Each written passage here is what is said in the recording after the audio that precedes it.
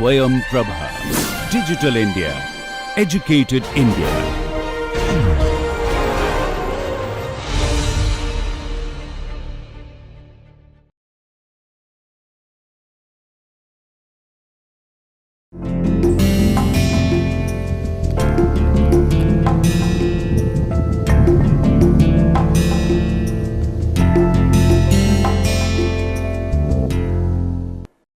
Hello again. Welcome to the second week of this MOOC course. The name of this course, as you all are aware by now, it's Basics of Noise and its Measurement. I am Nachiketa Tiwari and I am your instructor. So in the last week, what we had discussed was essentially the very fundamentals of this course, an overview of this course, an introduction to the course, and then we had delved into some details, specifically in context of some of the fundamental and important terminologies which we use as we encounter noise, as we measure it, and as we characterize it. So that is what was our focus in the last week. Today, and also throughout this entire week, what we will be working on is that we will be developing the equation which governs propagation of sound as it travels from point A to point B. Now, you may wonder that why is this important, especially if we are going to learn in this course about how noise is measured, analyzed, and processed. And the reason for that is that is pretty simple, that a lot of parameters which we measure in context of noise require us to have some, if not a very detailed, but some theoretical understanding of how noise propagates in a fluid medium. So that is the basic reason that we have to understand how noise propagates, because that will give us some grounding and it will also help us when we start actually learning more about noise measurement methods and also analysis of different noise related quantities. For instance, there is a term in this area of acoustics known as impedance. And to understand impedance, you have to understand that it is the ratio of complex pressure and complex velocity. And to have an understanding of these parameters, you have to have some understanding of how noise propagates in media. So without having that understanding, you will not be able to measure impedance and interpret all that information. So it's worthwhile to get some grounding in how noise travels from A to B. So that is what we will be learning. What we will learn in this course today, and also in all the other remaining lectures throughout this week, will be how do we actually develop a mathematical formulation in context of noise propagation or sound propagation through media. So that is what we are going to learn. And so before we go deeper into this particular topic, wanted to introduce the overall context, and some of the important parameters which are there are given here. So the first thing, before we start delving deeper or going deeper into understanding how the noise propagates or sound propagates in media, is that, and this is something we had discussed in the last class also, that as noise propagates from this point to this point, essentially what happens is that when we say that sound is moving or sound is traveling, what it means is that there is a pressure fluctuation in air, and that moves from point A to B to C to D and so on and so forth. So when we are trying to measure noise or sound, essentially what we are trying to measure is that fluctuation of the pressure in time, and also fluctuation of pressure in space, and that is what we are trying to measure. And accompanied with these pressure fluctuations are other fluctuations also, so particle velocity fluctuations, very small fluctuations in density, and so on and so forth. So the particle moves about a mean position, as we had discussed in the last class, but the propagation of disturbance or of energy, it happens at a different pace, and that travels across the medium, and that is what we interpret as sound. So that is there.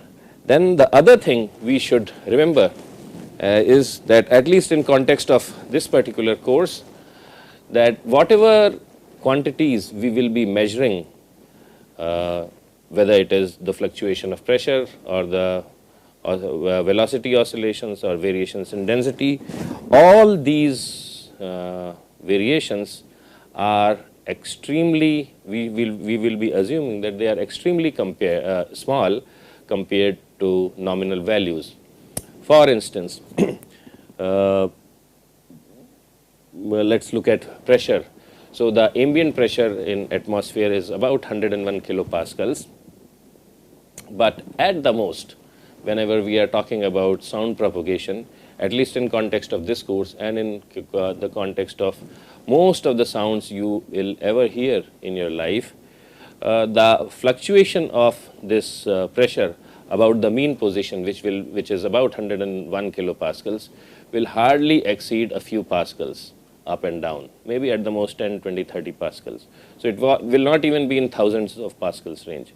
So essentially what we are trying to say here is that whatever measurements we will be doing, and they will be extremely, the magnitudes will be extremely small compared to the ambient values. And this is an assumption we will also use as we develop mathematical relations for sound propagation through the media. The what we will essentially develop at the end of this week is an equation which governs propagation of sound, and we will specifically develop an equation which governs propagation of sound in one particular direction, and then we will generalize it to all the three directions. And this particular equation is known as the wave equation. Now we can have two types of wave equation, pressure wave equation or velocity wave equation, and the pressure wave equation helps us understand how pressure fluctuations move in media, and where the velocity wave equation helps us predict how particle velocities fluctuations in particle velocities it propagates in the media. Now these 1D, the 1D wave equation is particularly helpful if we want to predict how sound propagates in, say, long tubes or a duct. That duct could be an air conditioning duct or waveguides, or if you go to a spherical form of 1D wave equation, then if you have a source in air and sound is uniformly spreading from this spherical source, point source, then that propagation can also be explained using this 1D wave equation. So I had explained that when there is sound which is propagating in the media, there are pressure fluctuations and fluctuations in particle velocity and fluctuations in density. So that is what is shown here. So what essentially what we are trying to say is that, let's say you have a room in which there is no sound, and at that point of time the pressure in the room is P naught. The density of air in the room at the point when there is no sound being propagated is rho naught. This is velocity is, volume of the air is V naught, and the velocity of air is U naught. So we have rest, in absence of sound, pressure, density, volume, and velocity or particle velocity in the air. And these are the reference conditions. So you have the ambient pressure, we typically assume to be 101 kilopascals, and the density is about 1.18 kilograms per cubic meter. Now, so this is the case when there is no sound.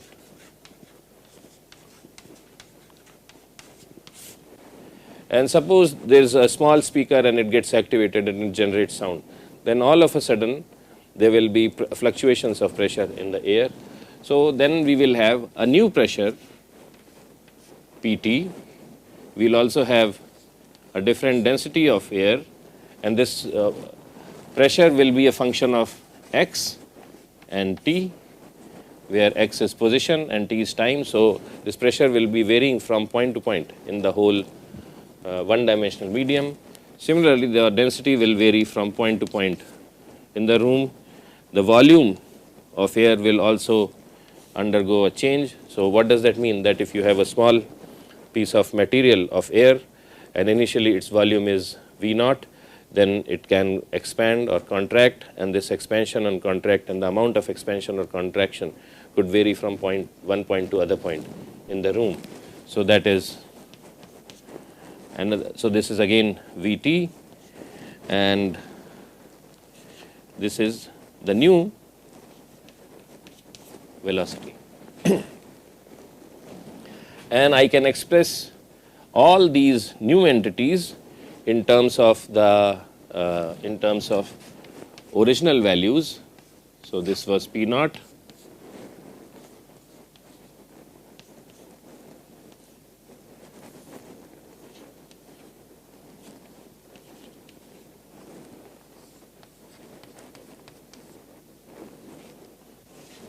excuse me. So the new pressure is basically earlier pressure when there was no sound plus some fluctuation in sound pressure level. Similarly, earlier density plus some density fluctuation, and then the volume changes by a small amount tau, and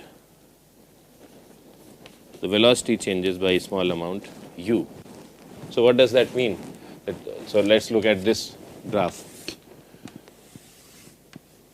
So let's assume that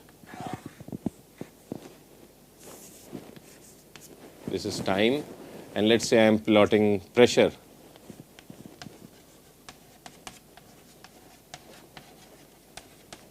I am plotting pressure on the y-axis. So when there was no sound in the room, then at a specific point the pressure was constant, and this pressure was P naught. And then when I generated sound in the room, then there was small fluctuations about this mean position,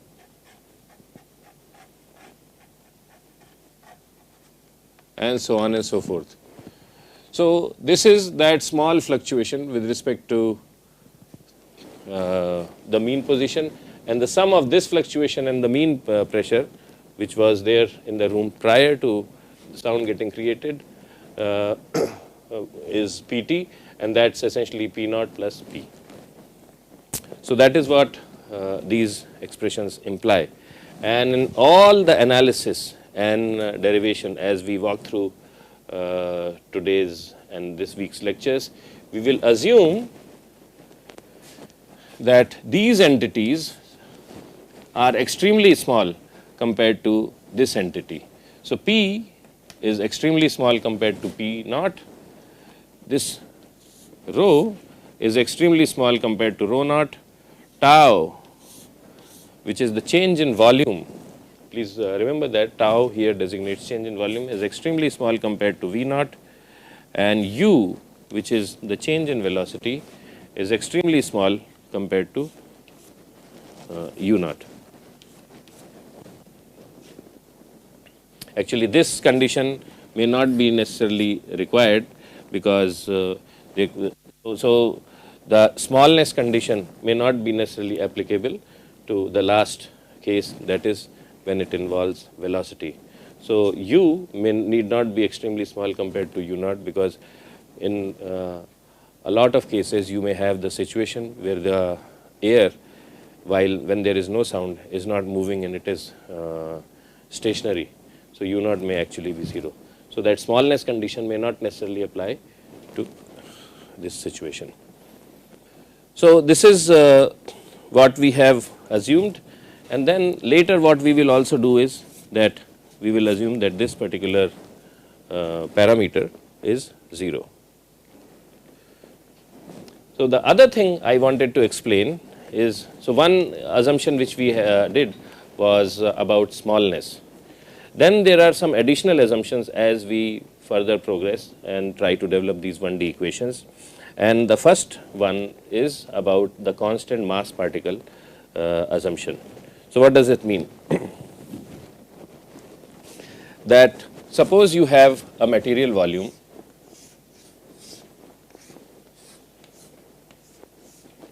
okay. So, this is a small volume of air and that is what we are observing. And what we are observing is that how this small volume of air is moving in air.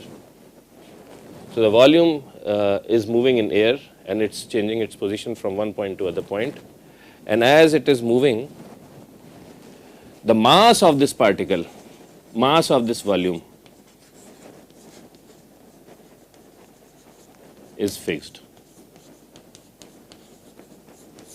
That is what we assume, that the mass of this volume is fixed as this material particle moves through space. So, no mass is the total efflux and the balance of total efflux of mass into and out of this thing is 0. So, this is one assumption, because we are assuming that it is a constant mass particle. This is very important. The other thing is that even though this is constant mass particle,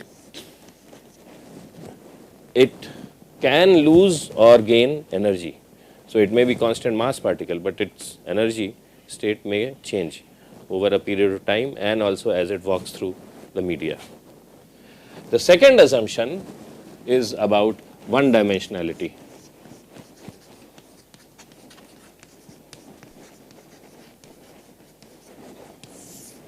What that means is that there are no variations in y and z directions. So, the process is 100% or strictly one dimensional.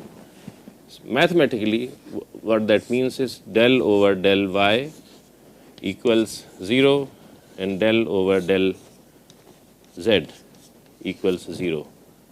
So, so partial derivative of any entity with respect to y and partial derivative of any entity with respect to z is 0. So, so specifically what that means is that partial of p with respect to y is equal to 0, partial of p with respect to z equal to 0, partial of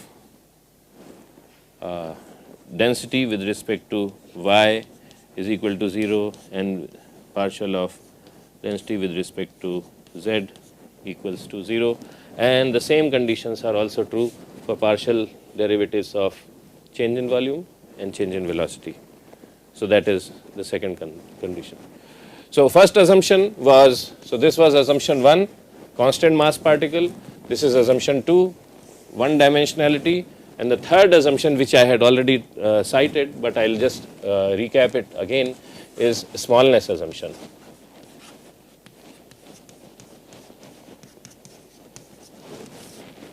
So, that is the assumption of smallness, and what that means is that p is very small compared to p naught. So, actually this should be p is a function of x and t. So, for all values of t and all values of x, p is extremely small compared to p naught. Tau is again very small compared to v naught. Rho and so density fluctuations in density, in pressure, volume and density, they are extremely small compared to their rest values. So, this is the third assumption. So, under using these three assumptions, what we do is that we develop three different equations, and then we actually merge those three equations into one single equation. So, what are these three equations? So, the first equation is equation of continuity, or equation related to conservation of mass. So, if you have any flow, and it is actually not necessarily even applicable to flow, for any physical process which we are talking about, mass has to be conserved, because mass cannot be created or destroyed, at least in classical mechanics. So we will develop a mathematical relation in context of wave propagation, and we will use this particular principle and develop a relation known as the equation of continuity, and that is same as conservation of mass. So that's the first equation, conservation of mass, or also known as the continuity equation. The second equation is that if you have a material volume and you are it's seeing some external forces, so it has to obey Newton's laws. It has to obey Newton's first law, second law, third law, and everything. So, because again, it's a real physical particle. So what we will do is we will take a material volume, list all the forces outside on the boundaries which are present on this material volume, find out the balance force, and this force, which is the net external force which is being applied to this material volume, will have to equal the rate of change of momentum which the material volume experiences as it moves through media. And that particular law or equation is known as the momentum equation, and essentially it's another form of Newton's second law, which is force equals rate of change of momentum. So we have continuity equation, and then we have Newton's second law or the momentum equation. And then the third equation relates to the nature of the gas. So the gas, so in this case we are particularly going to talk about gas because most of the sound which we are talking about, it propagates through air, and that is at least in context of this course the overall picture. So what we will do is that we will model the behavior of gas as it goes through expansion and contraction using some assumption. Now whenever we have a mass of gas, a finite volume of gas, and I apply some pressure, it can obey a variety of laws. This expansion and contraction and change of pressure and change of entropy, it can be driven by isothermal conditions, it can be driven by adiabatic conditions, it can be driven by isentropic conditions, it can be driven by isobaric conditions, it can be driven by also constant volume condition.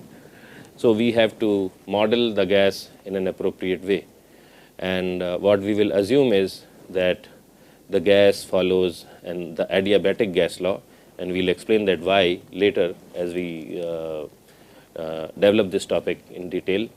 And using that, we will develop a differential form of this adiabatic gas law.